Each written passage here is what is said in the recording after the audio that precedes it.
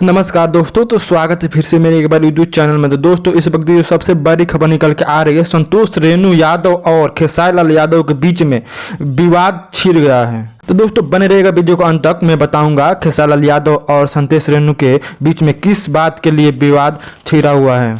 तो दोस्तों, खेसारी लाल यादव हाल ही में एक इंटरव्यू में बोले हैं कि मनीष कश्यप को सपोर्ट किए हैं और मनीष कश्यप के लिए बोले हैं कि मैं अपने तन मन धन से तीनों से मनीष कश्यप का साथ दूंगा। बिहार के लोगों को खोल के सामने आना पड़ेगा और मनीष कश्यप का समर्थन करना पड़ेगा, तभी मनीष कश्यप जेल से बाहर निकलेंगे। इसी बात को लेकर संतोष रेणु यादव खेसारी लाल यादव पर भड़क चुके हैं, क्योंकि खेसारी लाल यादव बिहार के उप मुख्यमंत्री तेजस्वी यादव से मनीष कश्यप यादव ने बोला था कि मैं अगर जेल से बाहर निकल जाऊंगा तो मात्र 180 दिन में आपका सरकार गिरा दूंगा।